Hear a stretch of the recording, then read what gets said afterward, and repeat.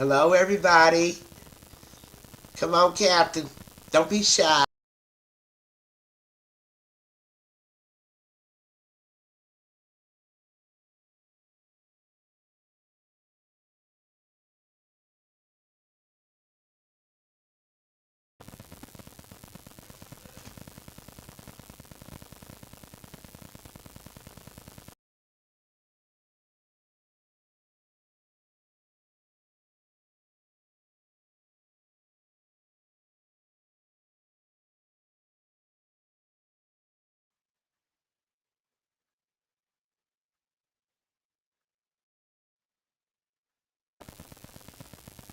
Are we here? Are we together now? Yeah, now we are. I had YouTube on, and for some reason it blew off the. Yeah, and for all those that are bitching, you know what? I'll figure out if I need to get a new service provider, but I am not worried about it at 9:35 p.m. on the 12th of November. Okay, That's let's put right. it that. And, Captain, I want to kick it right off and give my praise and salute to the Raider defense for the wonderful performance. That was in my opinion, Graham's best game plan that he's come out with this season. Nix and Peyton were absolutely befuddled all 4 quarters. They could not figure out the Raider defense. And I don't know if everybody saw it, but the rotation, which Graham has been playing with a little bit all season long, but now he's really got stepped into it. He's rotating cover 2, cover 3, split zones, and he's throwing in man and zone together. And sometimes in the same series, I saw a few series where he actually did a different defense every down. I'm telling Well, you, he had Knicks befuddled. whatever he's doing, or I should say, whatever he did do on that game, is amazing.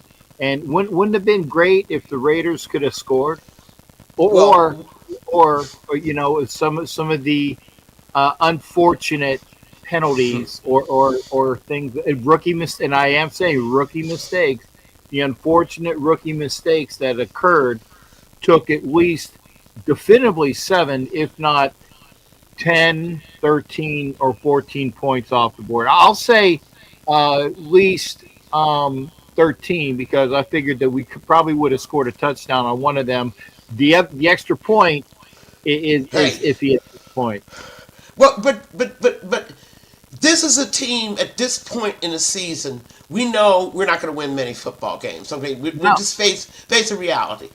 But when they do give a performance, I mean, and by the way, that's the third game that the special teams has lost for us this yeah, and year. it's also the third woulda, coulda, shoulda game.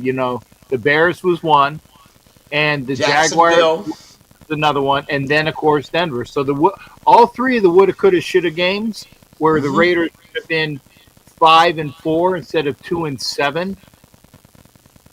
And make a large difference, and that's one of the reasons why one of your four guys that You was know, not you saw my hit list, didn't you? yeah, You saw my one of your hit four guys, list. yeah, say goodbye and good riddance to Tom McMahon.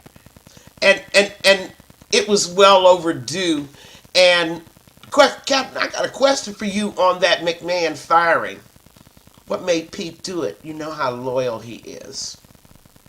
I actually think that it was Pete probably listening to some of the buzz that was there and saying, I need to do something. It was I don't want to say it was a knee jerk move, but it was a move that was asked for masses. And I don't know if it went up high, but it was definitely something that needed to be done. And McMahon is a McDaniels guy, and he's been there since McDaniels was the coach. So he Oh, it basically was easy inherited to him. get rid of him. Okay, Yeah, exactly. yeah, to throw him under the bus instead of Brennan or Nate. Today, I did analysis. I want the audience to know We got 3 coaching analysts and 13 offensive assistants. And I am serious. I am moving slowly to the corner where Pete is doing a John Gruden on us. He's run and a McDaniels on us. He's running a con game. I just want to give the audience just a real taste of what the Raiders have been doing, what Pete Carroll has been doing with the Raiders, okay? Since his hiring, since he got here, okay? He's got a senior vice president of coaching operations. I'm not even going to ask what that is. He's got a head coach, research specialist, a coaching analyst, okay, a senior offensive assistant, an offensive assistant, a run game coordinator, an assistant quarterback coaches, count them, 2 offensive quality control guys, neither of them with any NFL experience. And he's got, of course, Greg Olson, the drunk uncle that always gets invited to the barbecue. And then, of course, Joe Philbin, a senior author. 16 guys on offense, Captain, and we're the 31st ranked offense in the league. Explain to me what you see. Well, I will say this: if he's got, and I've said it, Joe Philbin's on staff. He should be the offensive line coach. Period. Okay, he's still on staff. He should be the offensive line coach. And I've also said it in another show that said, if you're going to have the nepotism, which is so rampant in your organization, tell your son Brennan, by the way, you got the title. Just go get coffee for everybody because there's nothing that can be done because you're here. Just don't fucking do anything other than what Joe Philbin tells you to, and listen, and maybe you'll glean some information. So the next time there is an availability of opening, then maybe you can work your way into that system.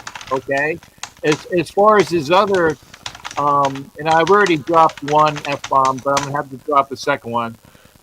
Whatever his fucktwad other son is doing, because he's one of those. That's Nate, our friend Nate. Our friend Nate is the assistant quarterback's coach and game management, or whatever that is. But I want to go back up to this senior vice president of coaching operations. Who the hell is that? Matt Capuro. Head coach, research specialist. That might be that guy that goes get coffee, right? Pete says, look up this stat. He Googles it. And then a coaching analyst. Is this like Pete's psychiatrist? Did he manage to put his psychiatrist on the payroll? No. Pete is milking Mark big time. And 0 results. I mean, worse than 0 results. Here we are at coming up on game, is it 10? Right? 9 or 10? And we don't have an offense. We don't even have a number 1 or number 2 wide receivers.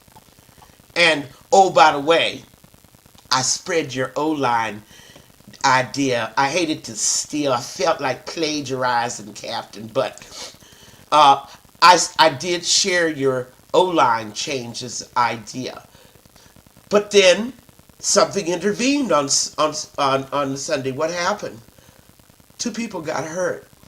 The 2 people that I actually wanted gone. And those are our 2 starting guards.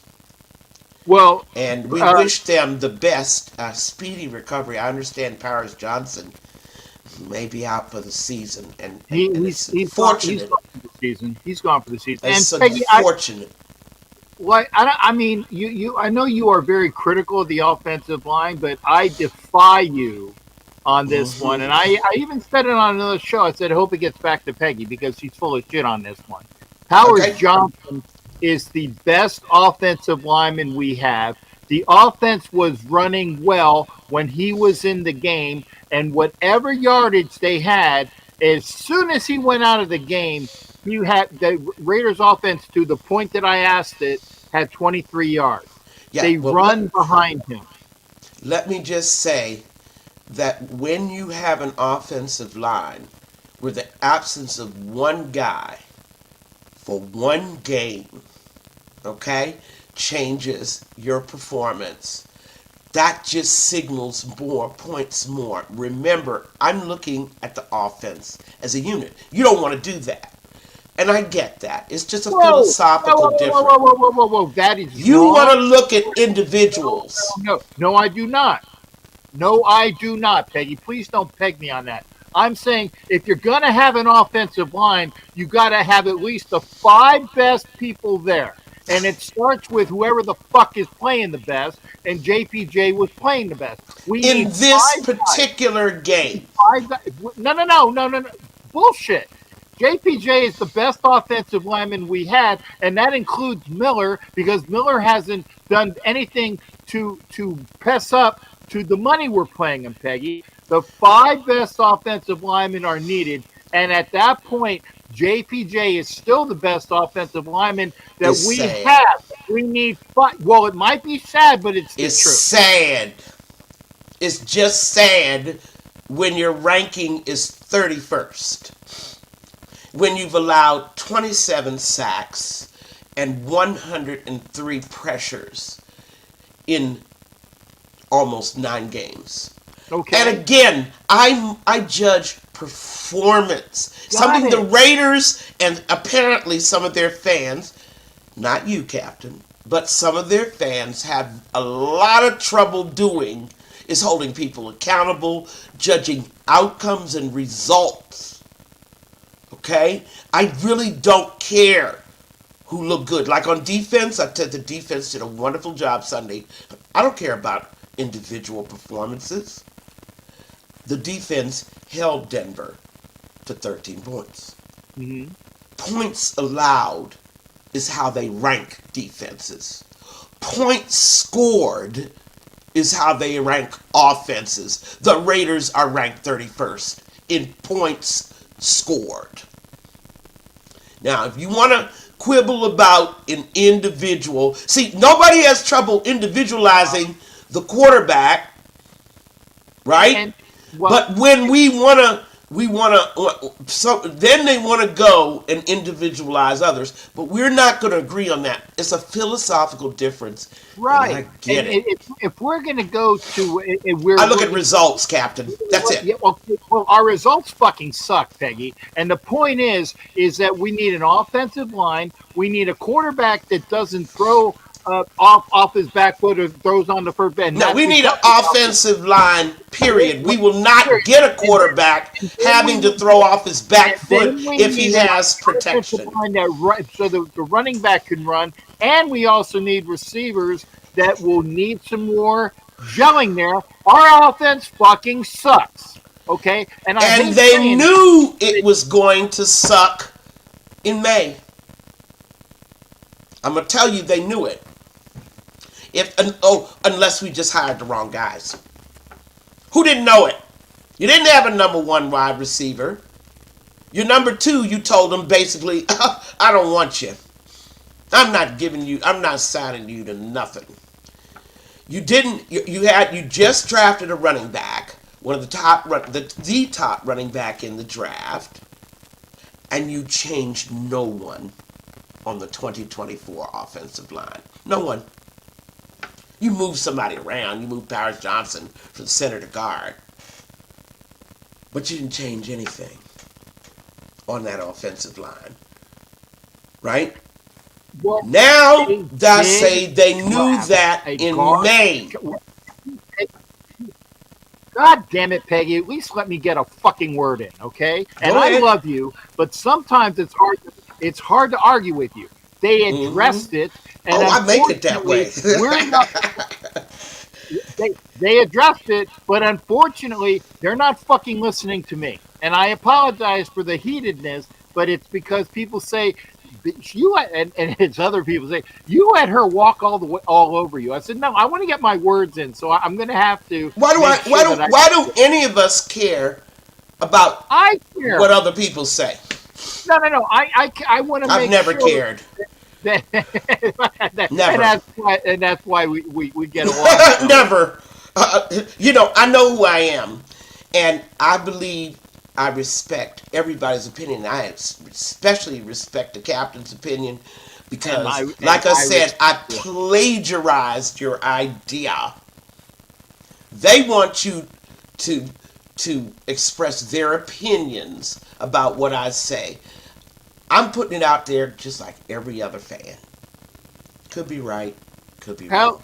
But Captain, yes, ma'am. this is when I looked at that coaching staff, okay? And I said to myself, why are we paying 16 guys? 16. And right away, we're going to talk about Pete and his loyalty. We're talking about it right now. Why is he paying 16 guys for the 31st offense, ranked offense? Why do we have no results? That's because it's a gravy train. It's the friends and family plan, just like Gruden. Okay?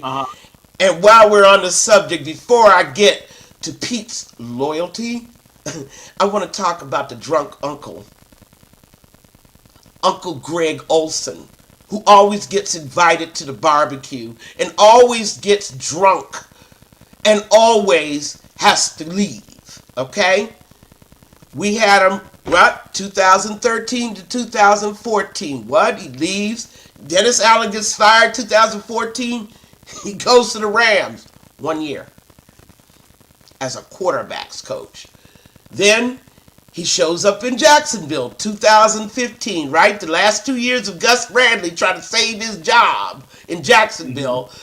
Somebody convinced him to hire Greg Olson as his offensive coordinator. Game 13, 2016 season, they're escorting him out of the building. Okay? Then the drunk uncle gets a call from Gruden. Guess what? I got Mark to give me a 10-year contract. Come on back to the Raiders. There he is again, 2018 to 2021. Okay? Albeit the offensive performance was better, but in those days we had a real quarterback. I'm not sure what we've had since Carr left. We could debate that, and folks will disagree. Then, right, he leaves the Raiders when Gruden leaves. 2022, shows up again for the Rams. A very experienced coaching guy, right, McVay? 1 year, drunk uncle doesn't get invited back. 2022, 2023, 2024, he's not working. 2025, Pete said, 2022, he spent 1 year with Pete Carroll in Seattle. That's how Pete met him. The last year in Seattle. 2023, 2024, he wasn't working. 2025, where does he show up? Back again. Now, what is this fixation we have about Greg Olson? What has he done for us? Hey, when you say us, okay, the Raiders. What has he done for the Raiders? I get that, but listen, they love him. No. It's not the Raiders love him. He gets employed by particular people because they find a niche with him. Okay, he has the niche. It was Gruden. It's Pete Carroll, and I don't remember who the other coach was in between. Well, McVay for the Rams, obviously, and then down in Jacksonville. Right, but the people that like him, or it's like anybody in a company that they have a guy that they know can do the job, whether it's good, bad, or indifferent. Okay, they got their guy, right? So they get employed again and again and again. And by the way, folks, This is the way it is in the real world too, not just on football teams. Mm-hmm. But The if you got friends a and guy, family plan. well, okay, if you got a guy, they get employed. That so Greg Olson is employed by Gruden. Greg Olson is employed by Carroll because of other people that he knows, and there is that familiarity. Well, you've been with the Raiders before. You know how things run. You worked under Right. before, so that's what he brings. Is that he's an easy plug and play. Does it work? Fuck no. Mm-hmm. But the point is, there's nothing we can do. We being the royal we The of Raider Nation fans. Right. fans, right? Because we have no say. We Right. have no say. It's that network of coaches. I'm back to the friends and family plan. That little, I call it the old good old boy coaching network. Okay, and Mm-hmm. there's a reason why I call them good old boys. They hire each other no matter their qualifications or competence. To get plugged into this network is a great honor because no matter how badly you perform, they will find you a job somewhere. Okay? It doesn't matter. And why the Raiders end up being that landing spot over and over again for Greg Olson is beyond me. But let's talk a little bit about Pete and his loyalty. Okay? Yeah. Because this is something we didn't know about Pete before he got here. Okay? I was warned by Seattle fans that he was like this. He has favorites. And then he has guys that are not his favorites. And those guys don't stick around very long. But when I heard the story at first, I said, well, all coaches do that. Don't they? That is true. That is true. It's not just an indictment on Pete Carroll. Like I said, you got a guy, and that guy is going to be employed because he's my guy, Mm-hmm. and I like my guy in this spot. And if in this case your son knows a guy, and it's because it's your son says, "Well, I got a guy," because Mm-hmm. he got that connectivity. But it's all in the bastardization networking amongst the NFL coaches. It's Right. you say good old boy network, but That's that's the right. way it is, Peggy. That's Mm-hmm. not that's not going to change though. That's why when I heard what the Seattle fans were telling me, and by the way, I talk to fans of other teams. Unlike some Raider fans who only look at the Raiders, I want to listen and compare. Do y'all have the same experiences? And we do. They see the same thing. That sometimes the same guys keep showing up every 2 or 3 years. They stay Like a with one bad, yeah. regime fires, he's gone a few little while, then he's back. Okay, because what you say, that familiarity. But see, Pete is a different type of loyalty. Pete doesn't stay loyal to you because you're a good performer. He Because stays you're saying it because they're sycophants. fill in the blanks.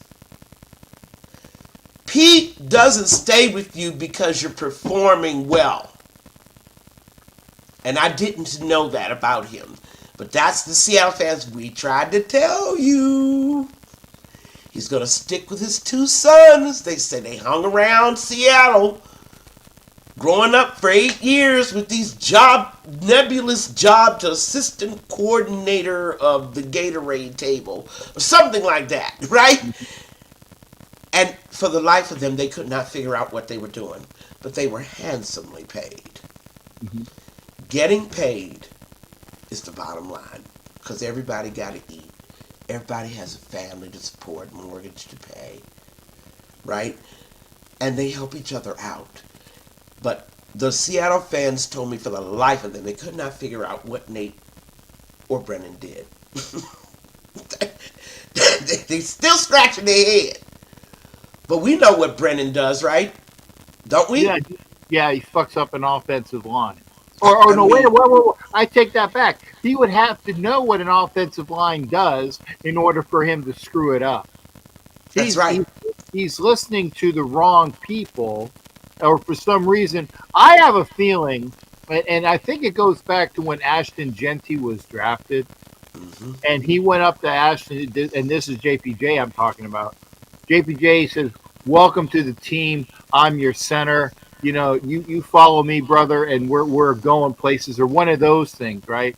And the fact that he just announced to the world that Right. he was the center without anybody saying that he was the center pissed somebody off, Pete or otherwise.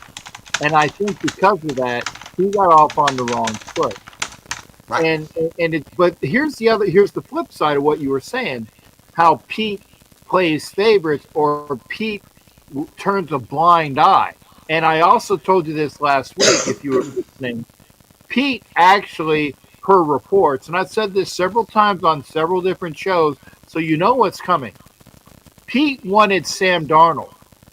Okay, he wanted Sam Darnold, but was talked off of Sam Darnold by I by Tom Brady. Okay, who knows so zero about coaching, drafting, running a front office, running a franchise. Zero.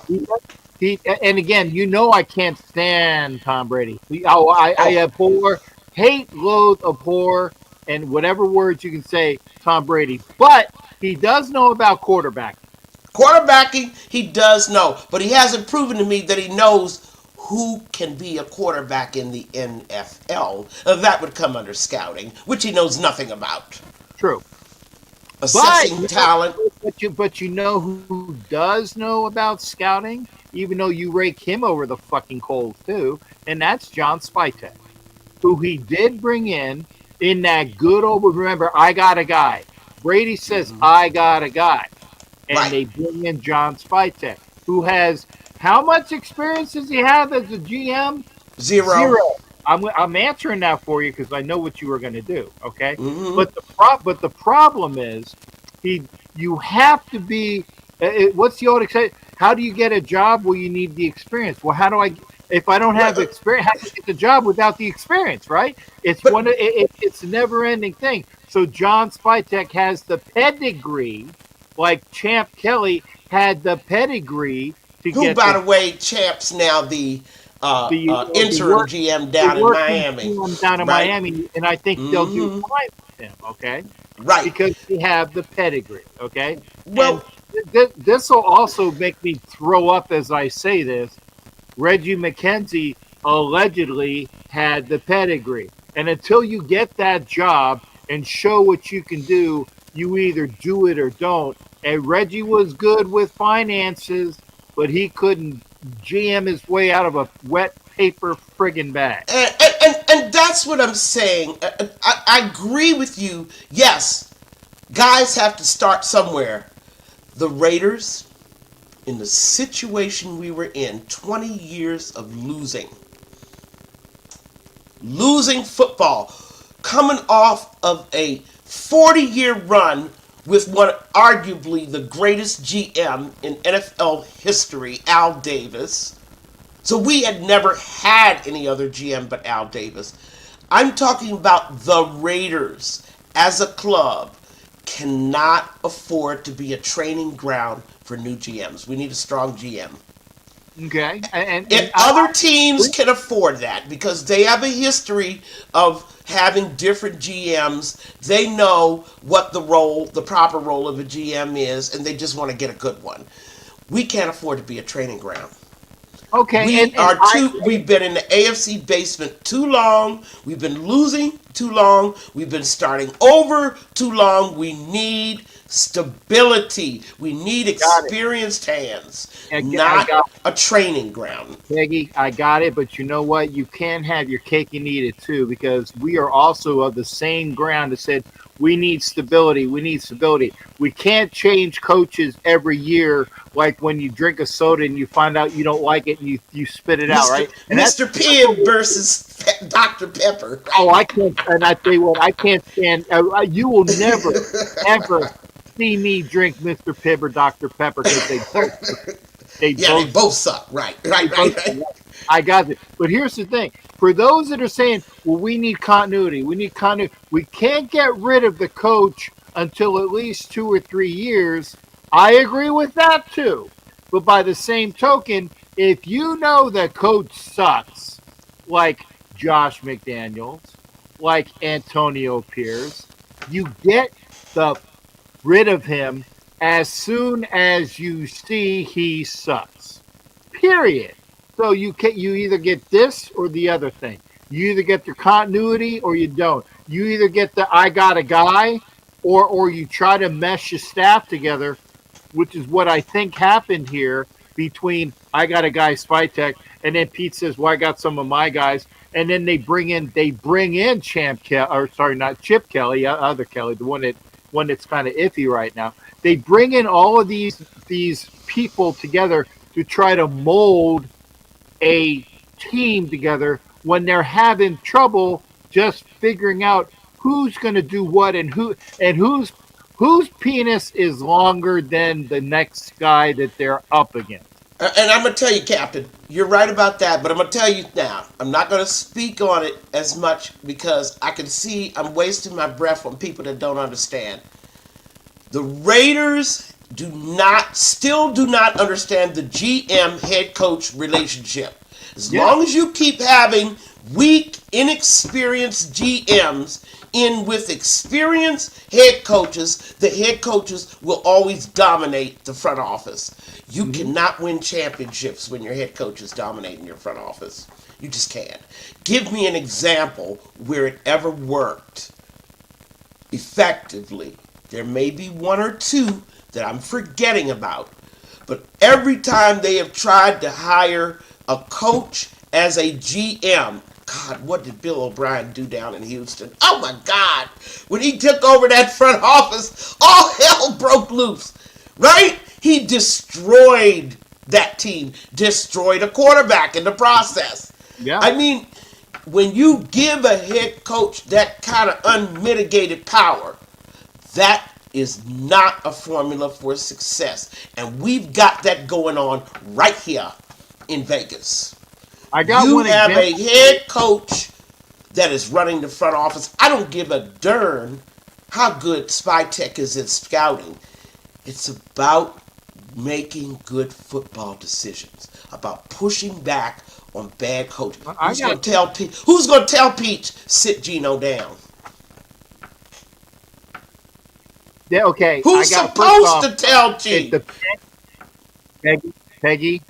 If I'm allowed to, I'm going to do two things right now. I'm going to tell you the example of one coach who worked well as a GM. Actually, I'll give you two.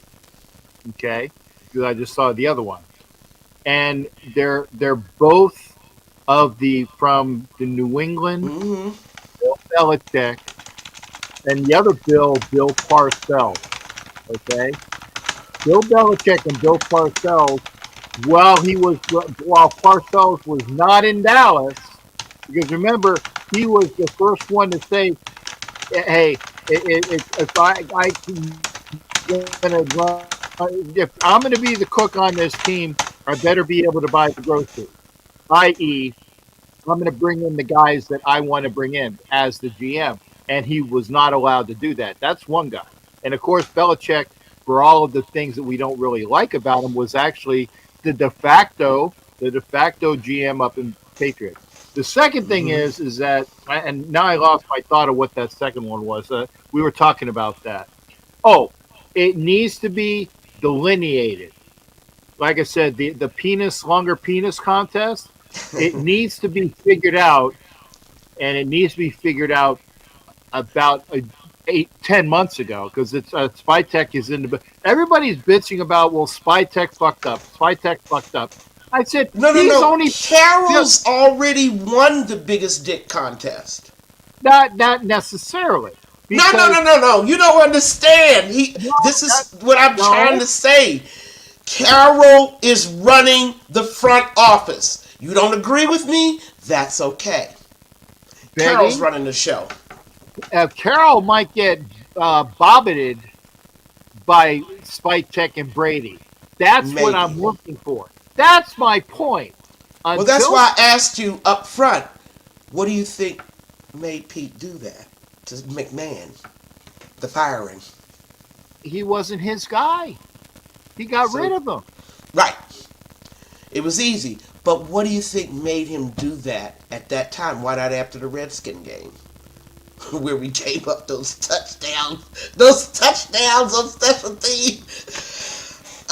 I'm sitting there, the Raiders, no matter how bad they are, we don't give up touchdown runbacks on punt returns and kickoff returns. We gave up two, right? Yeah. Why didn't he fire him then?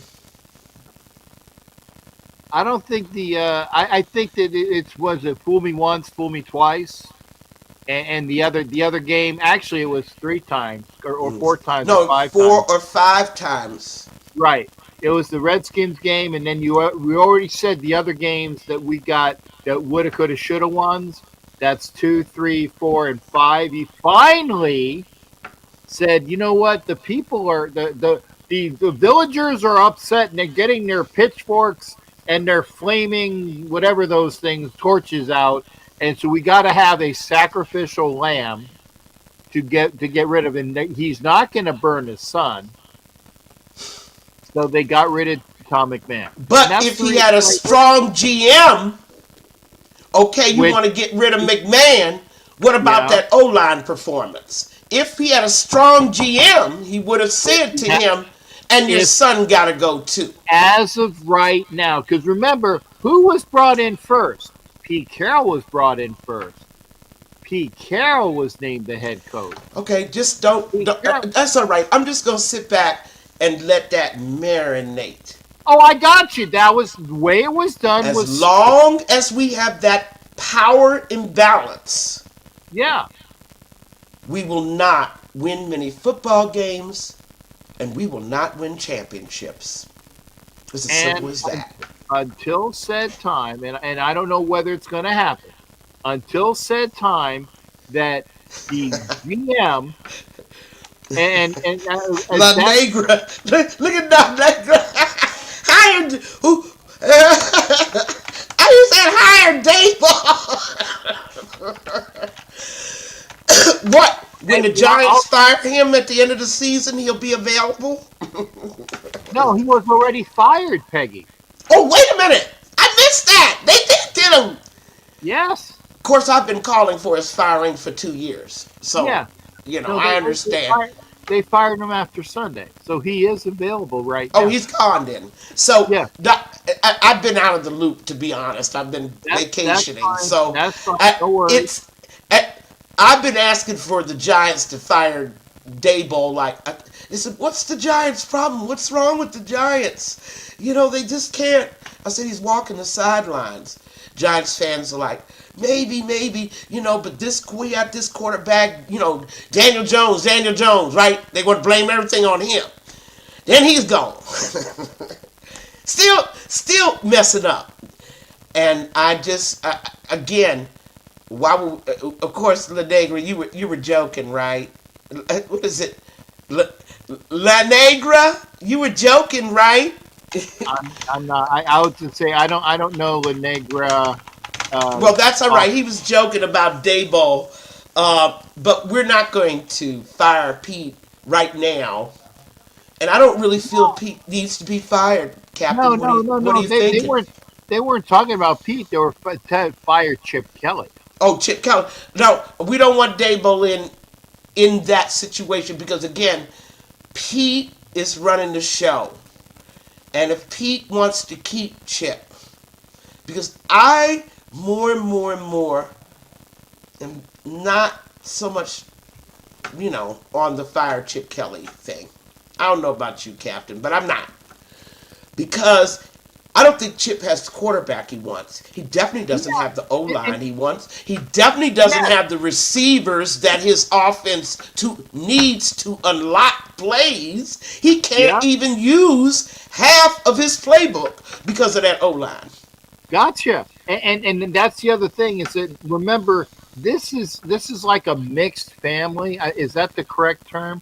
Or not a mixed family, but a family that is put together where you have the brothers and the stepbrothers and the sisters and then you have your cousin, and by all that thing, it's I don't want to screw it up to say something that people will not like because I've done that before. But this is a family that is trying to get together, and until such a time, like we were saying, that Mm-hmm. and if, and I say big if the dude with the 7 rings, I think it's seven, Is it seven says, now? Yeah, yeah, yeah. Tampa Bay ring. We forgot about yeah, that. Go yeah, ahead. yeah.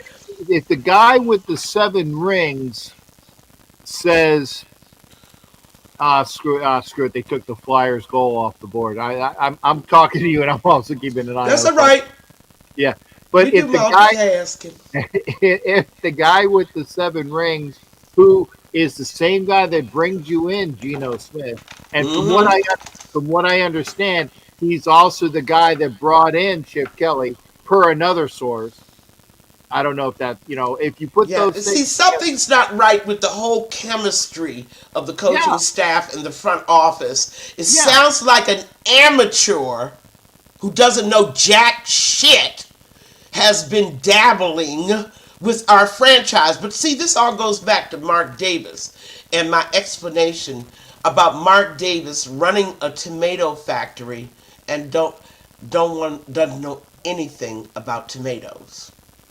You true. see, that's the problem where where most franchises have owners that can intervene. An owner that could step to Pete Kelly and say, fire the O-line coach at once. Get me somebody that can coach this O-line.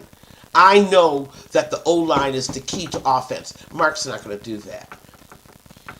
Mark's one of those guys that loves owning his NFL team because of the financial borrowing leverage that it gives him. That's why it's a joke when people say to Mark, sell this team. Why? He can borrow $2-3 billion on the Raiders and use other people's money to fund other business ventures, unlike the Aces. So why in the world would he sell his cash cow? That's never going to happen. Okay?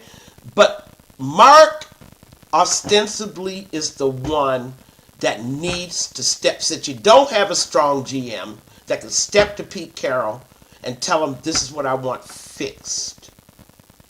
You have to fix this. Okay? Not just throwing that little special teams guy up under the bus. That's not enough. You know that your offense is your major problem, and your major problem on offense is O-line.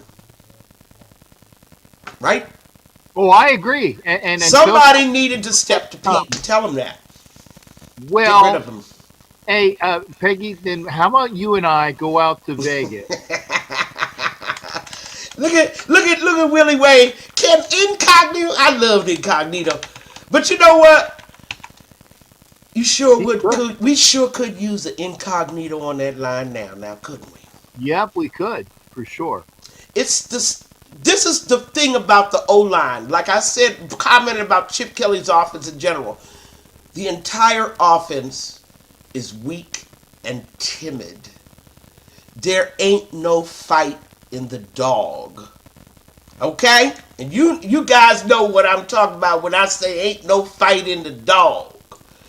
Everything is tentative and weak. All the play calling, the blocking, right? The execution is not done with any kind of confidence and authority whatsoever. There is no strength, no heads being hit. What'd you say, Captain? Wrapping the cast around, wrapping the double cast around your arm, right? And changing the cast and making a soft Yeah. cast, right? When the refs inspect it, and No, then go back to no, the sideline and put the it, hard cast on. no. They didn't have to do that, Peggy, because they did it in with the paper mache Right. that was looked at, and it was legal when it was looked at, and then it gets hard. Then it got hard, and you don't have to take it off. You just use it as a friggin' club to go like that, or to move it. Exactly. Right, There but is, you look at that offense play week after week, and it's a bunch of little punks out there. It's not Raider football. We're not used to that. I know well, I'm not Peggy, used to that. unfortunately, and I say The the punks, royal all we of them, again, the we weak. of the Royal Raider Nation, royal we, right? Mm-hmm. We are going to have the same lament that Dallas Cow because we're playing the Dallas Cowboys up on Monday, Oh, and don't get me started. I've been hearing from Cowboy fans all week. but we Raider Nation is going to have the same mantra. We are going to suck. And now I'm playing Dallas Cowboys. Let me get my hat. Do you have your Well, Dallas Cowboy hat there? Does I it do have dart holes in it? You've been throwing darts at it? no, but I That do have that little punk ass, Cinderella O here. line, Here, you know. I got a cowboy hat There that it is. I Oh, that's use. sharp. I love. Is that a Stetson? No, actually, it's an Australian Akubra, It looks which like Australian too. It yeah, does. It looks, but it looked a little had that little steps and little dip, it but does. it But does. but the lament of the Dallas Cowboy fans. Notice I didn't say nation because that just makes me ill when I hear that shit. Right? Yeah, there is no Of such thing. of the Dallas Cowboy fans is we are going to suck until Jerry sells the team. Well, they're going to suck for another 30, 40 years because their son, Jerry's His son is going, sons own the team, and yep, maybe there will be a difference. But to talk about the owner selling the team is a waste of time. And I'll say this for Jerry Jones: you can say whatever you want about him. I don't know which way I'm doing. Oh yeah, you can there you say go. whatever you want about Jerry Jones. At least he gets involved. He actually does know how to make tomatoes. Okay? He's gotten old, a little decrepit. He's gotten, to the point where, he don't have time to come in and work them 12-hour days anymore. All Yeah. right? Well, Do his learned. homework. He learned from the master. He Yes, he did. thinks he's the master. He thinks he's Al Davis, but he did at least learn from Al Davis He that most certainly you did. meddle, you meddle, and that's what he does. He Now, was the only NFL owner that showed up to Al Davis's funeral. Okay? And Jerry Jones was. And I will say this. What I was talking about earlier about the Raiders having no heart, the Raiders offense having no heart, it's not getting better. It's just showing up every game, the lack of toughness. They don't hit hard, they don't block hard, they don't hit some people that, where is that Raider swagger? Where is it? Did it get lost? Right? Between the Cowboys, all three of them, coming here, did something get lost? Chip Kelly? Maybe. Maybe Chip doesn't have that. You know? Go out there and hit somebody. I don't care if you're an offensive lineman. You think Upshaw well, cared and that whose leg he broke that week? they No.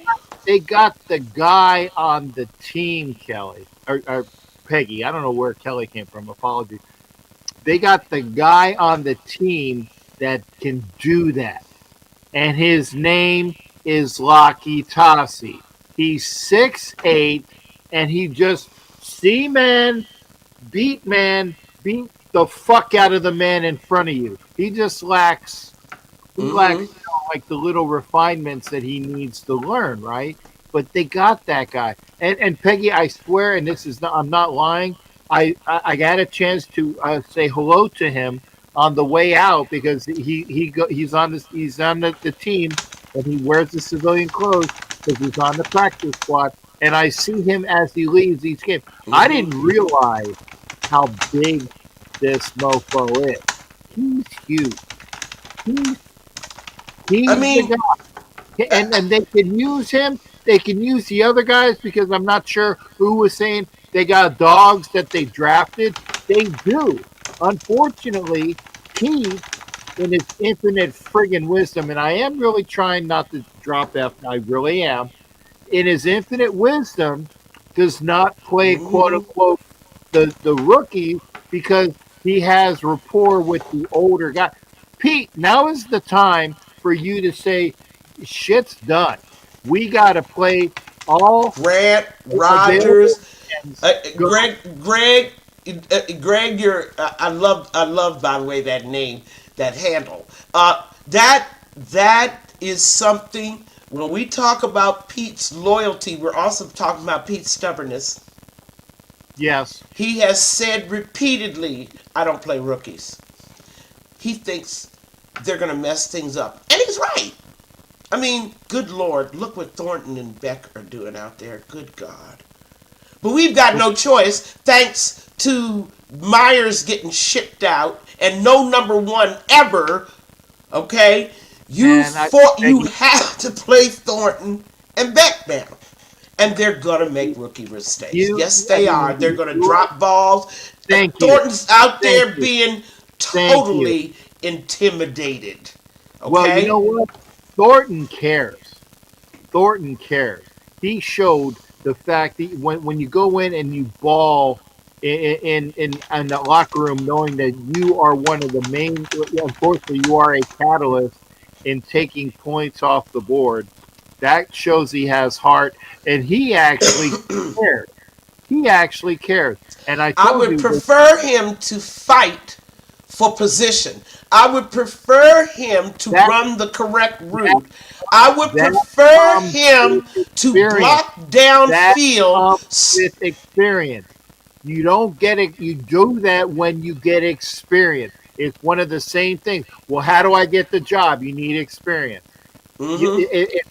you can't say I'm going to apply. You got to have the experience. We got these guys. The only way that they are going to get better is with experience. And I believe that you said last year that you were not going to dime out Not DJ. no, not my not Wait none a of second. them. Right, Not because my rookies. playing. Not my They were rookies. playing. They were playing, and they learned through experience. And now the But here we guys, are at year two. Has the offensive line gotten better? Have uh, their performance as a gotten whole, better? now they've regressed. They've regressed. That's But coaching. I don't. Again, oh, I I'm agree not with going to you. assume that the Yeah, player has an inability to get better. That's coaching.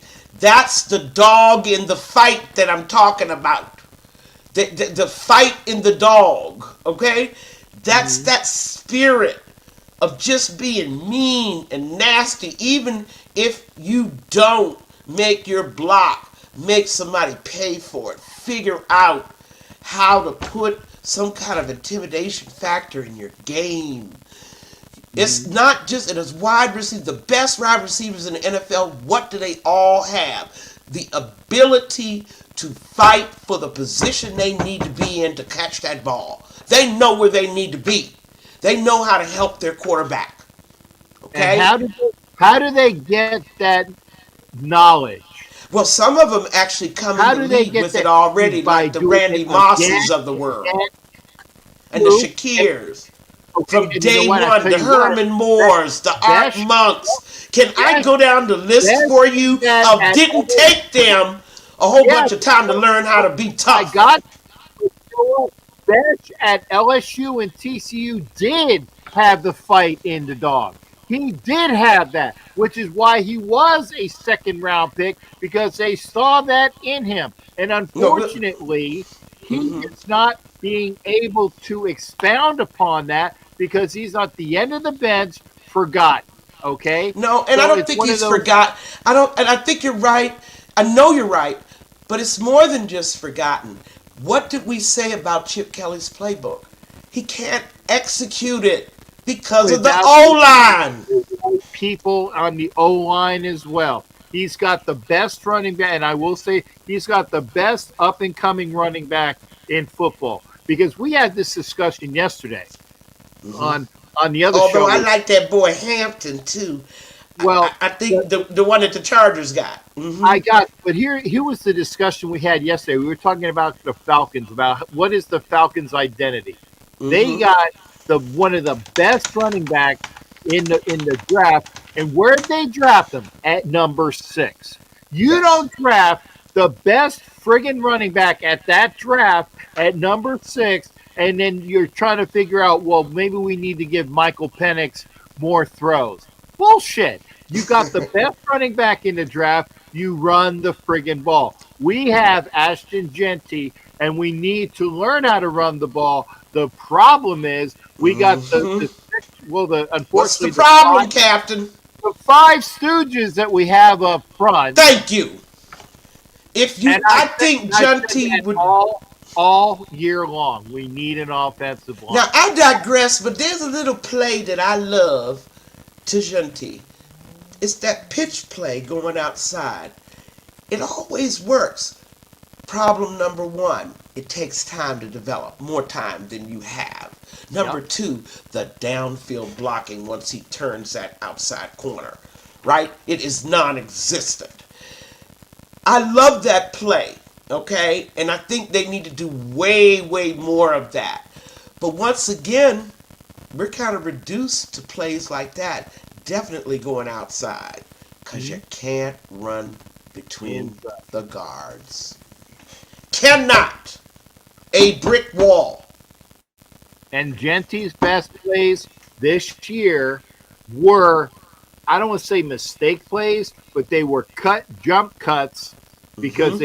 they were designed for the inside. He found Mm-hmm. out, oh, there ain't no hole there. I'm gonna There's do a never jump. a hole there. Go ahead. Okay, that's not Never. I'm going to do a jump cut, and that's when he gets outside, and he gets the 7 to the 9. I think he had like a 12 to 15 yard gain doing that because they're designed for the in the middle. They don't work, but Genty at least, unlike Jacobs his first year, who was running up and on the back side Mm-hmm. offensive line, at least Genty sees it. Okay, and here's the thing: we need those offensive linemen. We need that done. We need to see what we got with Grant and Rogers and Lockie Tassi. And you know what? We got the opportunity now Mm-hmm. because, and by the way, we have Putnam that can play center probably on accident better than Meredith can on My purpose. God. But yet, we see that stubbornness. Now, Captain, in my last minutes, because I got to run, Yes, ma'am. looking to 2026, rank me your top three priorities in the draft. Knowing what you know now about the team, Yeah. rank me round one, round two, round three. What position are you looking for round one? 2026. Offensive line. What position? Offensive line, best guy available. Guard or Well, tackle? that's where I wait. No, no, wait a second. I don't know until I see what we have on Rogers and Grant. If it looks like Grant's going to be better, then I say guard. But you know what? I That's an incomplete assignment, Peggy, because we don't know what Grant and Rogers can at least figuratively But do. but you But have I'll say decided this: first round O line. Something on the yes, O line. Okay, a yep, center or and whatever. and right. And the second round pick is an offensive lineman. And here's my throwback. I spoke with Fester and I were talking about this, and he even has the same idea as we do. O line in the first three picks. But here's the wild card. Here's the throwback. Trade back up into the end of the first round or the beginning of the second round and get the quarterback that you want because that is an issue too. So it's going to be O line, quarterback because that needs to be fixed. And I also say in the free agency, you go O line, O line, and wide receiver that works in free agency Okay. because the defense plays well when given the opportunity. Right, and I agree with everything you said except one of my priorities is also DT. If I see a top college DT coming out, I'm gonna be tempted just because I'm a defense gal. You know what Got I'm you, saying? Peggy. You know, What are Max needs help. on the Gotcha. inside. And we don't know. We don't know because we haven't seen Pegues or Hemingway play if the Not health yet. is already on the team. Because Butler's played well and Lealu has played well at times. Okay, At even times. Booker at times, and Booker has played together at times. But we don't know what we don't know because we haven't seen Hemingway, and I've seen Pegues in Yes, I college. have. I've seen him in college. That's one of the few college guys I've actually seen, and I was excited. But we haven't seen hide nor hair. which is Not why yet. I went. Which is why I want offensive line, and a quarterback in a trade up because those things we know we need. Period. And Nabman says, "Who's the quarterback?" I tell you what, figure it out. Wherever you want that's the quarterback that drops to whoever is get the best mofo available. If it's sellers, and there are some drafts where they even say Mendoza drops. I don't think so, but if Mendoza drops, do that. Or you could even do what the Texans did a couple years ago. They drafted quarterback and defensive lineman back to back to back. Right, and we've got a grip of picks coming up. Not necessarily top rounds, but we've got a whole lot of picks. This is where Spy Tech's going to show me his value, since I know he ain't got the balls to step on Pete Carroll's authority and break through that stubbornness. Maybe he can make himself useful somewhere else. Do your homework. Get on it. Get us some people that can help us immediately. And Not you the forget development projects. you forget also that the Howie Roseman's right hand guy was gotten from the Eagles a couple months ago too, and you can obviously see that when Howie Roseman does things, he does things well, But and he does a we lot in the free agent market. And I right, believe a lot in but the free agent market. but he also drafts well. Well, and of course that's the key. I'm not looking for a 70-80% success rate, but let's face it, for the last 20 years the Raiders success rate has been the I get low 20s. I'd do 50% and call it a win. It's a definite win at 50, but the Raiders have hovered in the low 20 percentile of success in drafts for the last 20 years. Mm-hmm. Another reason why we're here. I want to give the audience something to chew on. I gotta run, but one, two, three. Now you have a pretty good idea of what we need. It's not a question. I'm just asking about the position that needs to be filled. Okay? In your mind, what are your priorities? I mean, some people are telling me right off the bat, we got to draft a quarterback first round. I mean, that's what they think. There's people that disagree. Something to chew on. Dan Marino, Don Hadel, Y.A. Tittle, Norm Van Brocklin, Right? Oh, you talking and about some Dan great one. was Oh, it some Joe arms, Montana, man. right? Every quarterback that's in the Hall of Fame that you can mention, I went back. I went way back. Oh, Hadel. You started Hadel. Right. But all of those guys would get their ass clock reamed by whoever's playing on the offensive line right now. You can draft whoever, you can say whoever quarterback. We need to get offensive The line. O And line. yes, I am biased because I'm an offensive line, but I am biased because I know. And we can talk about this more when I come back, because now we're starting to develop some ideas. We're just kind of on the fringes here, but as fans, we can start to develop our thoughts now that we've seen this team play. And I know you haven't seen the rookies yet. Okay? I know you haven't seen them yet, but there's some serious holes that rookies, even second year guys, unless they're Brock Bowers, okay, come in from day one at such a high level. Um, And we didn't get to talk about Brock Bowers being MIA in the Denver game. Okay, we didn't talk much about this, but this isn't the first time that's happened in Denver. But Patrick Surtain wasn't there, and the Denver defense still made him MIA. Yeah, So they we'll talk wait, about more about that, because that's not the first time they've done that to Brock. Um, anyway, guys, have a lovely week, and I will see you in 2 weeks. And I hope you get a chance to chew with the captain on this 2026 draft. Bye bye.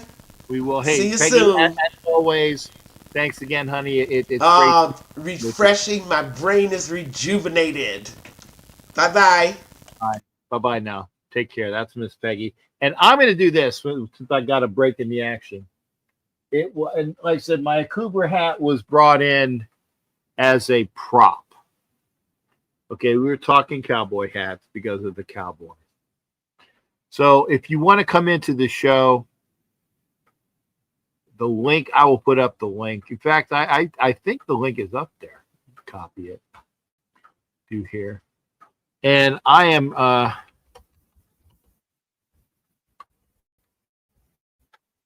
I'm putting it up here. I spelled into wrong. I put a Y in there. Sorry. Let me do this. Do paste. And there we go. And remember, we got about we got some time. We got about until 11:30 Eastern time. Got 11:30 Eastern time. By the way, the Flyers lost in overtime. I didn't see it. It was quick because normally, I know you guys don't care. I do. It is a point, but it's an overtime loss. So it's something that they didn't get a chance to finish up out. So hopefully, and I spoke to Peggy about this as well. Hopefully, it won't be horrible. The connection that we have with myself and Navman Bob, my shipmate here, because it was some. Oh my God, that is some ugly ass Tennessee orange. I'm crazy, horrible, isn't it? horrible Tennessee orange. Good to see you, sir. How you doing, man? I'm good. I'm good. Otherwise, how you doing? What's this StreamYard shit right here that I'm dealing with?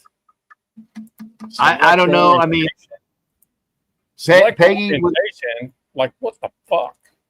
Select what? Orientation. Oh, the new StreamYard. You can either go landscape or horizontal. Can I just leave it alone and just hit save and go?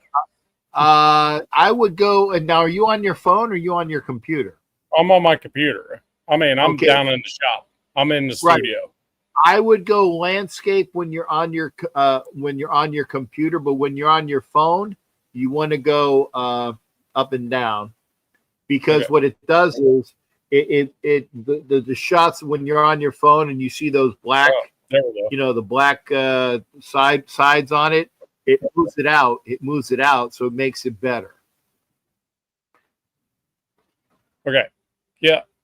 So the thing about it is, you start talking about the draft already, right? So the thing about it is the best quarterbacks in the NCAA right now are juniors. They're not seniors. Yep. I mean, to be perfectly honest with you, I mean, you're talking about Mendoza. Mendoza has another year eligibility. I mean, if IU has a legitimate shot and gets into the national championship game, I grew up in Indiana.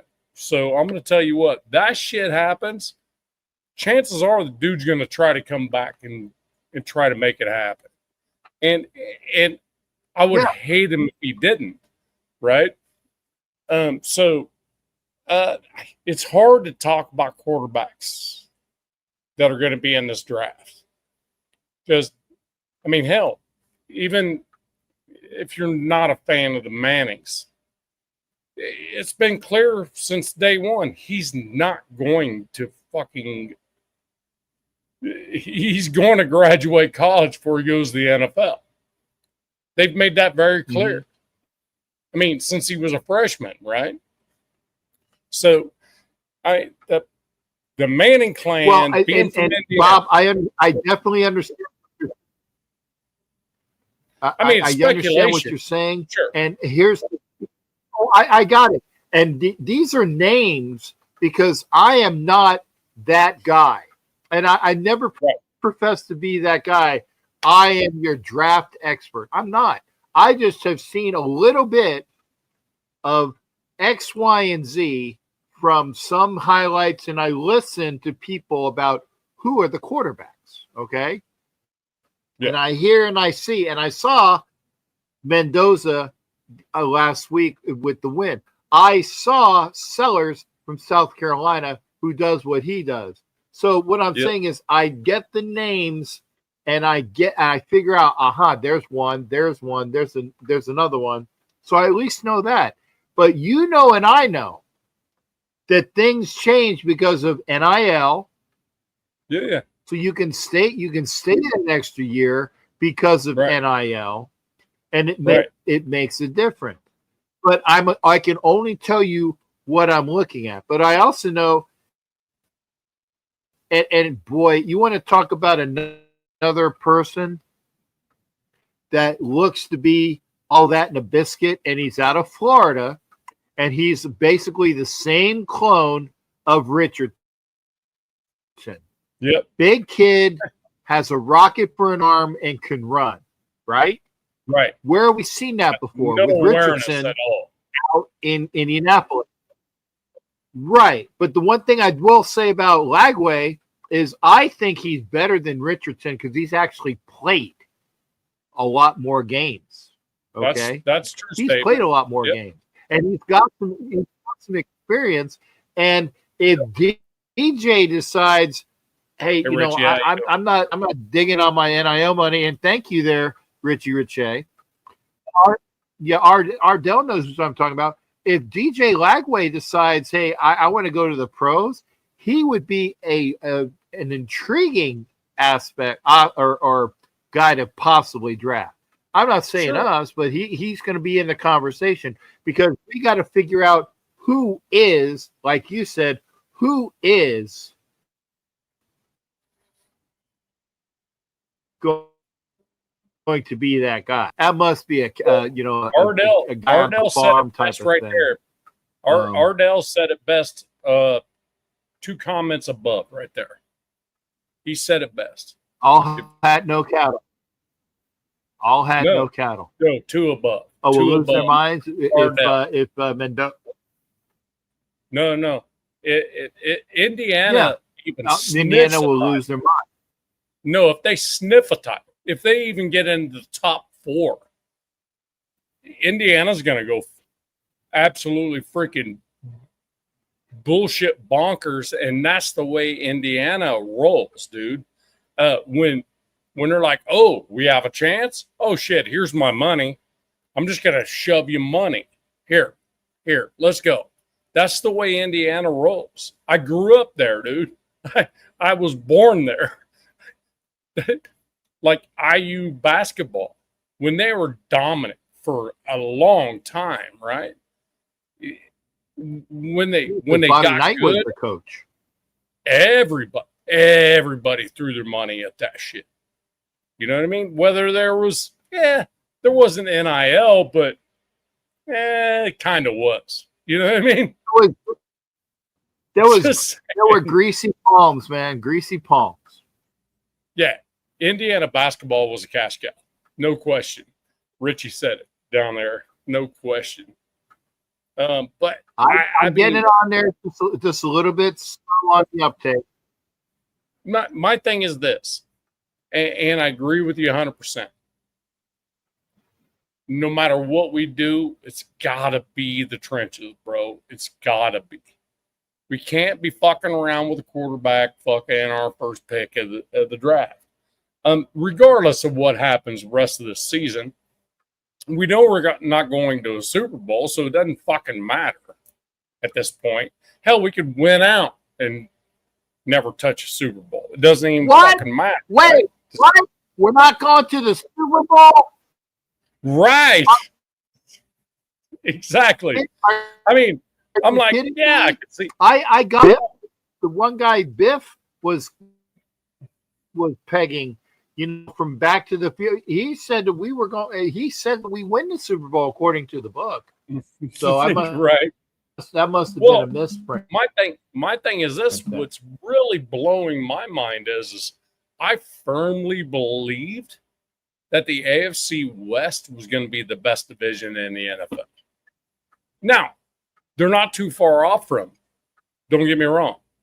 With the Chiefs getting better, the Chargers are impressing me with all the freaking shit they've lost, all their injuries and all the stuff and how they're playing.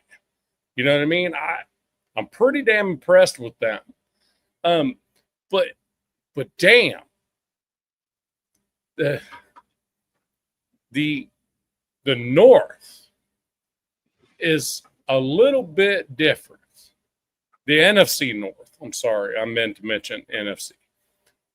The Bears, they could win that fucking division. I'm just like, I never would have freaking dreamed that shit. So then now you have the best division in the NFL, in my opinion, is the NFC West.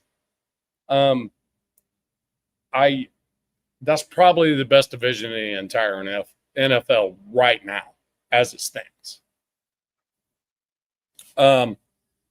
If the Cardinals weren't in that division, there would be no question, So, so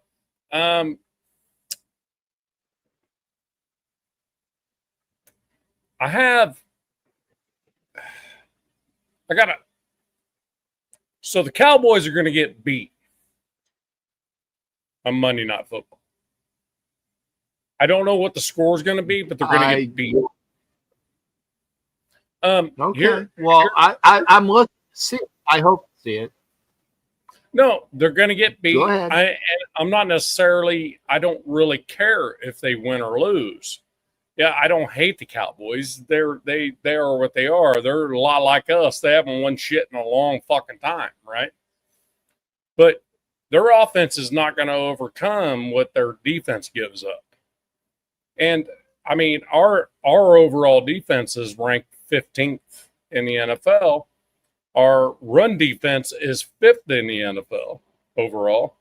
And their defense is 29th against the pass and 31st against the run.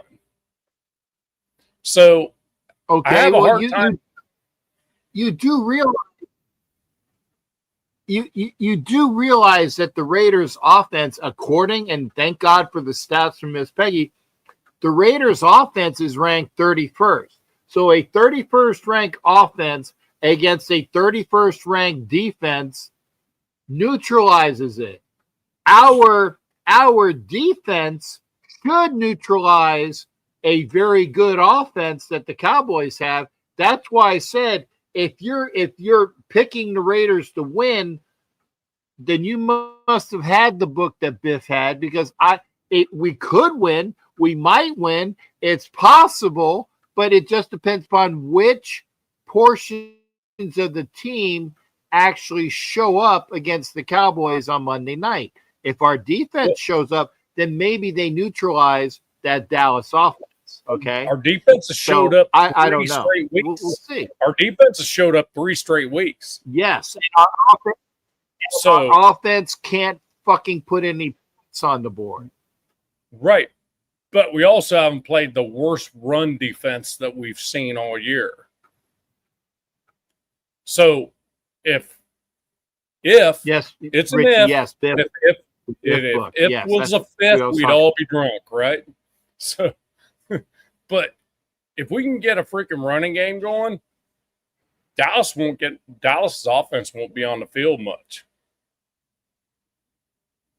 Now, I did call it. I made a stupid call, and I said Raiders 31, Dallas 30. Because I figured the only way we'd beat Dallas would be us we would have to score 30 to beat Dallas. and Dallas is going to have 30. Okay. So that's kind of where least. I was at with it. In order for us to win, we'll have to score over 30, which is 31. That was my best, the best way I could call it. So my thing about it is this. Dallas is the worst in every statistical category on defense. Kenny Walker or not, he's just a defensive tackle. That has not been the problem. The problem on offense has been we can't run the fucking football, so therefore we can't establish a play action game. We can't establish any of the other shit that Chip wants to do, right? We can establish a running game. Oh, by the way, yeah, where's Dallas ranked again? Pretty sure they're last in the league. So all I'm saying is, if we can establish a running game, the Dallas Cowboys will lose that ball game. Does it matter to us? Not really. Which is no. Well, wait a second. It's not. No, it matters to me because I go to these games and I will be in every other Vegas game. That's not the point. Okay, that's not what I was trying to say. Shipmate, that's not what I was trying to say. I get what you're saying. I mean, as far as I understand. Like, I understand what you're saying as far as like dropping draft picks. I get it. And in the grand scheme of things, another win doesn't fucking matter, and that's probably about what you were saying. But maybe it actually shows this team that wow, we can actually win a game. And I hate what the woulda, coulda, shoulda. And Richie is in out here. Richie, the fucking Broncos should have lost on Thursday. They should have lost. I just came off the Wild No. I just came off the Wild Wild West, and he even said, should have lost that ball game. Should have lost that ball game. No question. Thank you. He even said that. So I'm going to give Richie credit because I'm going to tell you what, he's the only Bronco fan that can roll up my lane without getting shot. I promise you that. I got you. I didn't watch, and Richie, no offense, Richie. I didn't watch the show because it was on at the same time I was doing my show to a point, and so I didn't know. But and you always Richie has pretty much always been fair in his analysis most of the time. I would say about in the 90% percentiles he's fair. I'll say that. Nobody is. But I will agree with on this. As a Bronco fan, nobody is more critical of the Broncos than Richie is. I promise you that. Nobody. There's nobody more critical of the Broncos. I mean, he's called them losing more times than he's called them winning this year. Most times. I'm just saying. He's just dealing with a lot of weather right now, so I'm surprised he's actually able to be in here. They've got some terrible weather going on up there. He got kicked out of the show, which is his own show. Richie a few times. Richie is outside in shorts and a t-shirt. He doesn't give a fuck about the weather. Oh no, he looks like Mike McCarthy, bro. T-shirt. He's Mike McCarthy, bro. That's what I told him. I said, "You look like Mike McCarthy, bro." Just saying. And it's good to see him on here. Good to see Richie on here for sure. I mean, the thing about it is, if you look actually, at wait a second. The AFC West you might not be able to see that. You might not be able to see that, but Richie is watching on your channel. Oh, is he? Yeah. That's where he would be. But hey, Richie, make sure I'm pretty sure you are, but make sure you go over and subscribe to Captain Jack's side because he supports MHRT. Unless he unless he's taking his subscription, yes, he's a subscriber to my channel. Oh, I figured he would be. Because I know that I've subscribed to MHRT, so it is. Yeah, I figured it's not. Yeah, I'm a mob there already. Richie said, "My dad looks like Mike McCarthy, not me." I'm like, no. Well, if your dad looks like Mike McCarthy, you look like Mike. Richie's throwing. Just saying. Hey, Richie. Yeah, Richie. This is my chance to be able to talk to you. Sure. This is my chance to be able to talk to you, Richie, where I have to type my responses, and you're way quicker speaking it than can be typed. So, just saying. Love that shit. Fucking awesome. but I mean, I'm being honest with it. I'm not trying to inflate the Raiders. I'm just saying I think the matchup's pretty damn good. I really do. It's either going to be one of those 3-0.5 type freaking, and the NFL is going to have to examine this shit, because we keep having these freaking like lackluster primetime games. NFL is going to have to be like, what the fuck are we doing? Because they're losing it. I mean, the primetime games have sucked. They've been low scoring, very boring all season long. So I can see not necessarily Genty like blowing the doors off of that defense. Hell, Mostert. Why have we not been freaking using a proven freaking running back in that backfield from time to time? If nothing else, make him a fullback. Let him go freaking blast somebody and give freaking Genty another blocker. I mean, our interior offensive line is decimated, bro. There's nobody to block there. In the run game, they do better because all offensive linemen know how to run block.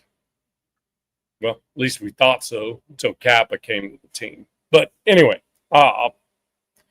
you know how I feel about that. Pronouncing his name, it's crap. It's Crappa. Yeah. But you got to be able to say his name correctly. It's crap. The moment I was like, it's a freaking dude that can handle a pass rush, but fucking can't run block. And here we just drafted number 6 overall freaking running back. You know what I mean? I'm like, that is not good. So yeah, JPJ, and that's why. And we talked. I won't be sure we'll see JPJ finish it up. or I'll Colton. get mine after you said. I just don't think we'll see JPJ or Colton the rest of the year. No. There's no reason. We will see them next year, and the question will be, where will they be playing next year? Because it's not necessarily going to be with the Raiders. It's not necessarily going to be with the Raiders because those are, Miller, has that contact of the left tackle. But if the Raiders have that fuck you issue with JPJ, they might be stupid enough to trade him when he is the only offensive lineman worth the salt. But if you listen to Peggy, well, you need them all 5 to be worthy. But you got to start with one. You start with one, then you get a second one and a third one, and you go from there. Okay? But you got to start with one. And right now, JPJ was the one guy I was going to start with, and she's not really high on Colton. But Richie would say, I'll take JPJ today. Yeah, that's the type of stupid shit that I can see somebody trade for JPJ if we're stupid enough to let him go. But I'm telling you what, that is the one position the Broncos suck at is center. Max Crosby freaking destroyed one. Just destroyed that dude. Play after play after play. Made that center look like a freaking asshole. And the thing about it is, he's a defensive end. This defensive end just comes around, stunts it, freaking smashes him, puts him on his ass, and comes upfield. I mean, Richie was the first one to say this dude terrible at center. That's going to be our problem. Yeah. He said that week 2. This is going to be a problem. And guess what? He was right. I call him Whataburger. Right. Only mustard, no ketchup. Yeah. Thing about it is, he did mention something there. Your theory is that it was Richie said this. Now, theory is that what happens why you take the masculinity. The pussification. Yeah. It's the pussification. Little to no grit, right? And I've said it in other ways. I said the pussification, the NFL, the pussification. Okay, I don't call it the wussification because I will call it the pussification of the NFL has led to what we see today. Oh yeah, no doubt. This is gonna make a noise. Hold on. And I got it. And for those that would like to come into the show, because I've already gone on for 90. If you would like to come into the show, please do. Because otherwise, I'm probably going to cut out in about 10 minutes. Okay. Because we're going to be me and Navman for about the next 10 minutes unless somebody else comes in. I just got here. Because we know. I know. But it's like, it's unfortunately because of Peggy coming on at like that. Because Peggy comes on at 9:30 instead of 9. That extra half hour throw over, right, is what does it. And I have a 08 VA appointment tomorrow. Okay. So do I. No. But we got about another 10 minutes or so. But we're good. But I have an appointment. I have an appointment tomorrow too. If you want to come in, you better come in now. I have a VA appointment tomorrow too. With what? A prostate cool. exam. When we're VA bros. If you really need to know, it's a prostate. Ooh. I just said I didn't say with who. Oh well then you're gonna have that erection on that prostate exam. She expects one, I'm sure. She's decent looking. Not trying to be weird, just saying. Well, okay. I'm just saying, like, I haven't had anybody giving me the reach and go down there in years, and it definitely hasn't been a lady. So that's something that I'm kind of looking forward to. I had something weird in my my labs from last week when I was there. It's like, we need to check something. So it's sweet. Okay. Only because my dad passed away from prostate cancer like years ago. And he was a veteran, so they were kind of like, and I'm hoping that. And I'm hoping that it turns out to be that they whatever they find, it's just you're all right. Hopefully it's you're all right. I like take it out. Get rid of it. I'll be like, just go ahead and get it out of there. I don't care. I don't need it. I don't need it anymore. Just saying. Again, that's if you want to hang out, please do. But I have the Cowboys losing that ball game. Not because it's the Raiders, just because the matchup, to me, I'm sitting there looking at all of it. And their defense is in the bottom. I mean, not the bottom half. They're in the bottom 5 every single category, including special teams. I'm just like, damn. If Gino can't make something happen with that, even with a freaking makeshift offensive line, I don't care. Hell, they're last in quarterback pressure. They're last in tackles for loss. Hell, they only have one tackle for loss the entire fucking year from their offensive line or from their defensive line. That's amazing. I mean, they had tackles for loss from blitzing safeties and shit like that, but from their defensive line, one tackle for loss from their defensive line. Guess who it was? Kenny Clark, the dude they got for Micah Parsons. One guy, I was going to say, yeah, that was going to be my guess. Yeah. But I will tell you, if we can't do it,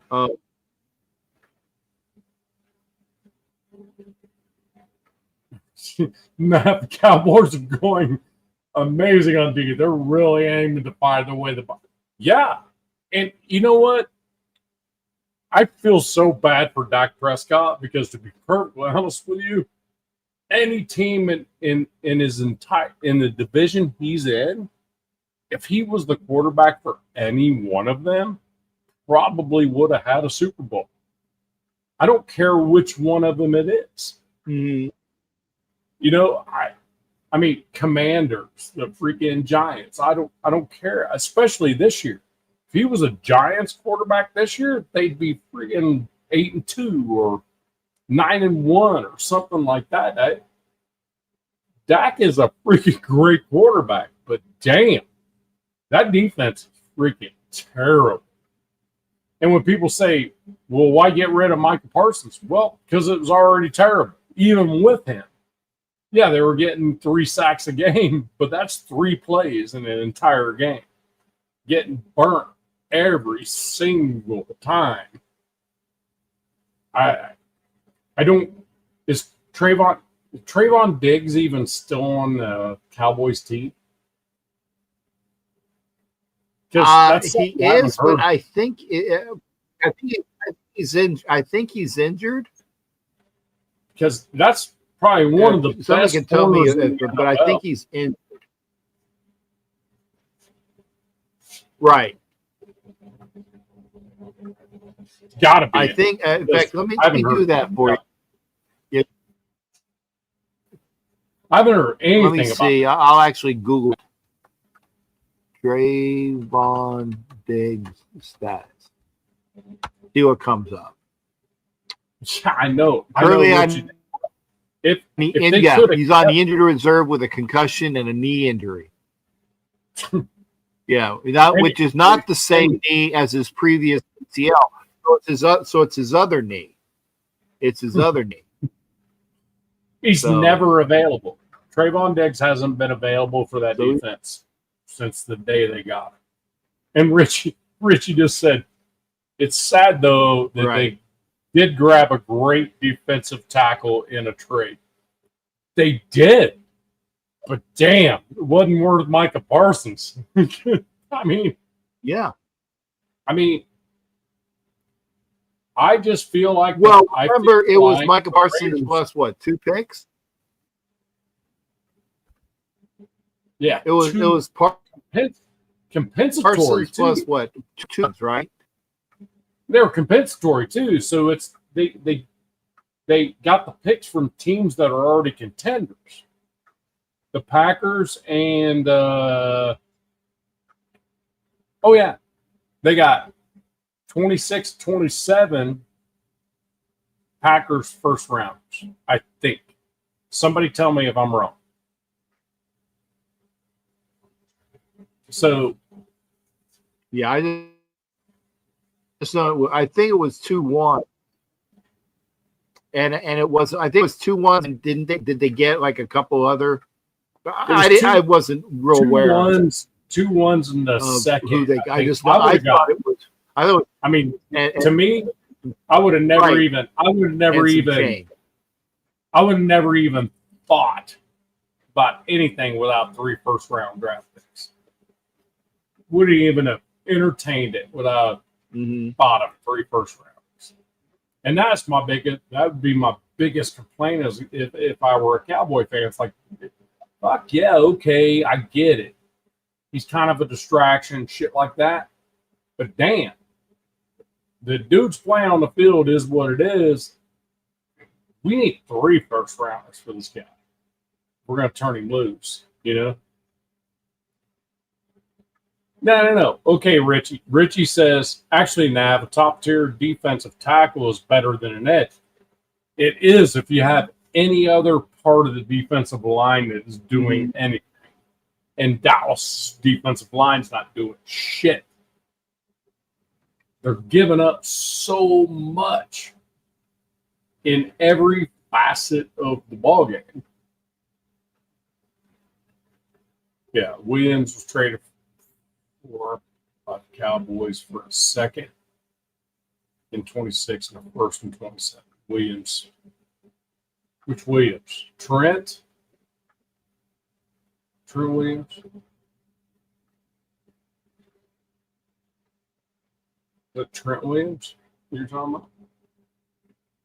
I'm not sure what you mean here. I'm not sure. I don't know who. Yeah. Oh, Quentin Williams. Okay, yeah, I don't know who that. Oh, Quentin Williams. Okay, Quentin Williams. There you go. That addition right there is freaking. That's a good pickup. Quentin Williams is a good pickup. That's a good pickup. Now, the Jets are still everything. Put Quentin Williams. Yeah, Quentin Williams. Mark. Yeah, for sure. I mean, they did rather well there. And I was actually saying their coach will be around a while because he's a damn good coach. They're gonna have to live them for about another 2 or 3 years just to see what he can do. Because you can't shit can a very good coach when you don't even have a roster. Well, and he's a youngster. Williams that's what you need to do. Williams is not old either. He's going to be around a while.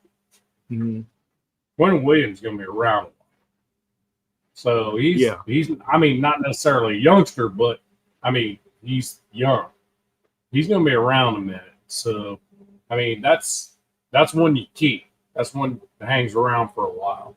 And it's going to be a problem at some point for the NFC. So, I get it. I don't think he'll be a factor in that game. So, I don't see any way at all they're going to be able to, if the Raiders decide we're going to be run heavy, I put Williams is 28, but he's not a wide receiver or a quarterback or a skill player. Quentin Williams is going to be around for a while. Those dudes roll to 40, no problem. So, but thing about it is, it's one of these deals. If the Raiders put it in their mind, we're going to smash mouth football, we're just going to run the ball. We're going to run until we're not. Everything gets sucked up to them. Boom. Downfield. Brock's going to have a big game, I think. I mean, I think Mike Mayer may even have a bigger game than Brock. So it's just one of those. We're not playing the Broncos defense. You know what I'm saying? So that's all. Going to be wide depending upon. Right, but that's all depending on him getting a running game. If the Raiders don't run, the Raiders don't win. Period. True statement. And if you can't do it against the worst defense in the NFL overall, who can you do it against? That's what it comes down to. And then Ed is saying that McCarthy his name is floating around for the Giants. I tell you what, I'd take Mike McCarthy over the people that are saying Antonio Pierce. Are you fucking kidding me? Somebody Antonio actually said Pierce Antonio Pierce for the Giants. That came out of national media. That wasn't just some freaking pundit shit. Yeah, that's stupid. That is stupid. You can't go from linebackers Antonio coach. Pierce should not. You can't go from interim linebackers coach to interim head coach and then fire head coach to head coach of a New York franchise. Right. No way that can happen. That is, if it does, it's I don't know what they're thinking. No, we're not. We didn't pay AP to begin. Hey, that's a good. Are we still paying? No, not him. We're still paying Josh McDaniels though. Yeah, and see, that's what I wanted to know is like, which coaches are we still paying? Because that's going to make a decision as to what you can and can't do with some people. And I know that we are still and it's Wilkins as well. We're paying Wilkins, although we're trying to get some of that money back. But until such a time that we do get some of that money back, that's still going to the fat guy that likes to roll around, hanging out, fondling balls and shit. No, Edward said we owe Gruden a ton of cash. No, that was paid out. That was we don't. No, we don't. Yeah, that was paid out. That's done. It was a buyout. No, we don't owe him $30 million. Nope. Yeah, that's a buyout. Ed, no, we don't. We don't owe him buyout long ago. That when all was bought out. Yeah, it was all bought out. Yeah, that was a buyout. That we don't owe Gruden. We do owe, like I said, we do owe McDaniels. We owe Josh McDaniels.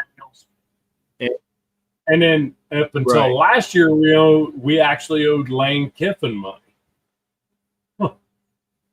No shit, up till last year. It wasn't much. It was like a couple $100,000. So shit. That's dumber than fuck. I was like, well, the thing about it is, Cap, here's what I want everybody.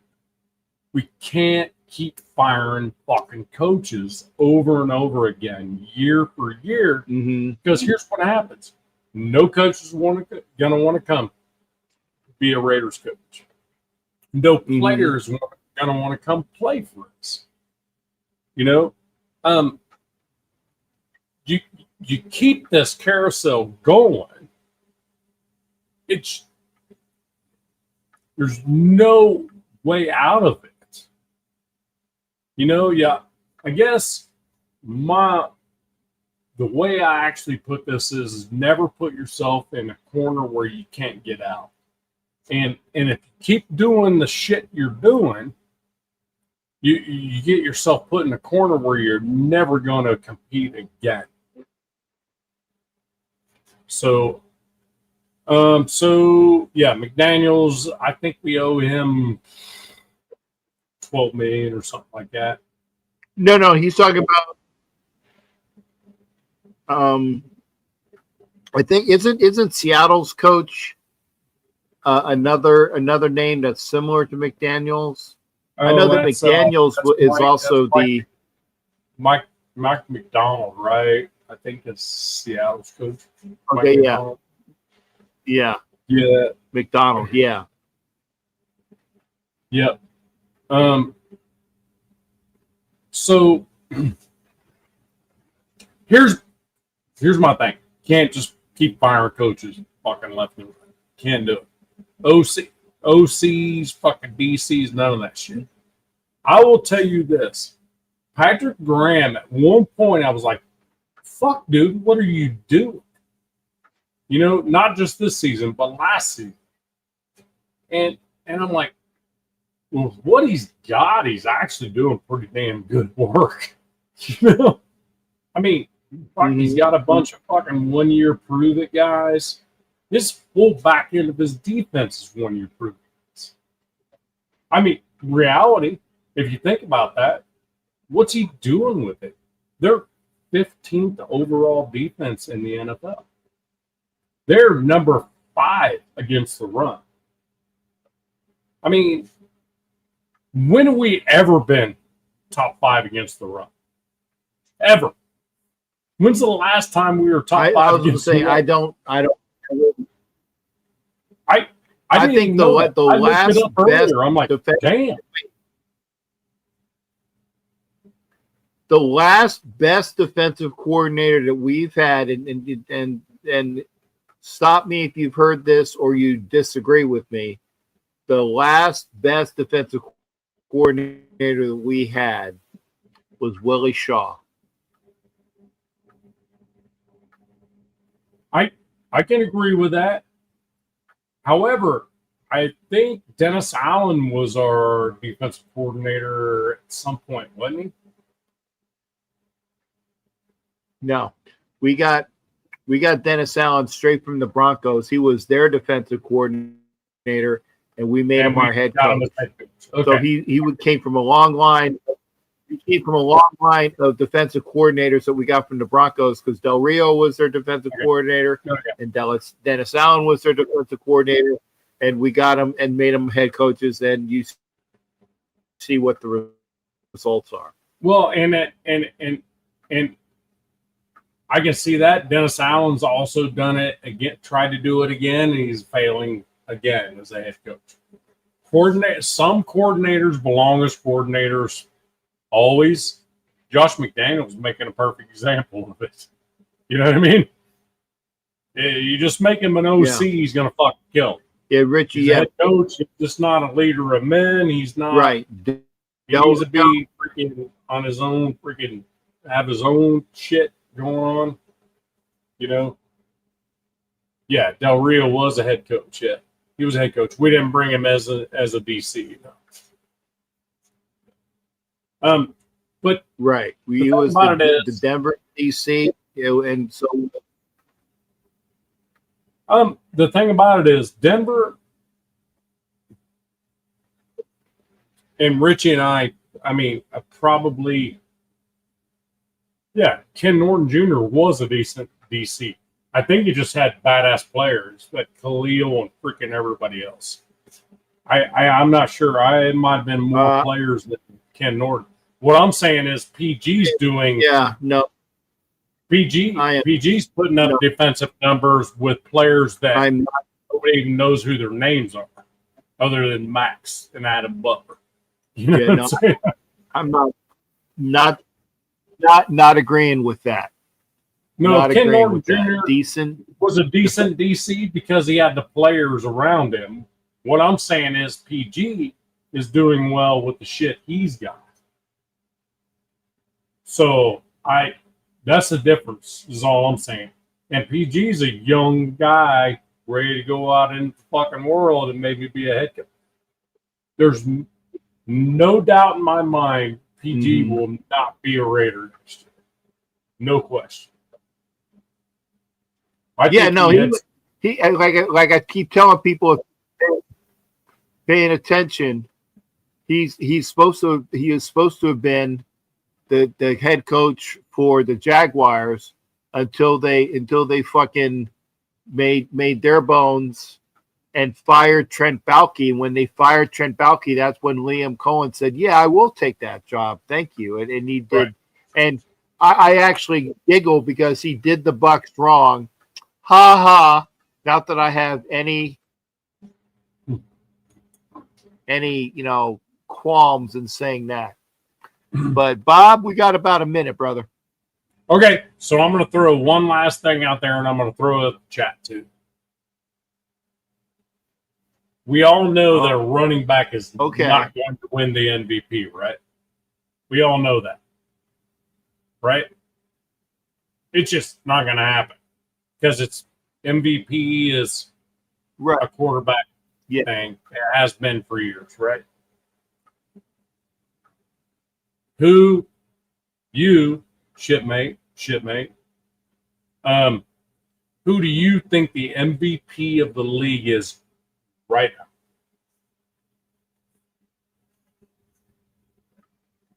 now? And I don't, like I said, to be honest, I don't really care about the NFL as a whole. I don't. Well, I'll give you Matthew Stafford in LA. That's one for me. I'll give you Stafford in LA. And who else is? Daniel Jones for a little while was showing that he could have been, but I'm definitely going with Matthew Stafford. Jones is actually, I will say that the kid that runs for the Colts is my other MVP candidate, because Taylor is the only reason why that they are done what they have done, is Jonathan Taylor. No question. No question. But we all know the MVP is a freaking quarterback category. So here's the yes, but I think Jonathan Taylor, if he wasn't going up against Stafford, Jonathan Taylor would be my MVP. Yeah. He's not my number 2, but he is my number 3. My number 2 is Sam Darnold with the Seahawks. Freaking we'll see. Unbelievable. It's right, and we'll see what when they have that Rams Seahawks game upcoming. Yeah. Stafford's and I got to bust you out. Yeah, I got to bust you out because I want to try to get it in under 2 so I can get some cuts out of this. So okay, I got to say goodbye. I got 20 seconds. Literally, I got 20 seconds. Thanks, Bob. You take care, brother. Take care. Be well. Right, be well. That's Navman, and I'm going to get out. I'm cutting it now. Ending stream. Thanks again, folks. We will see you on another show. Bye.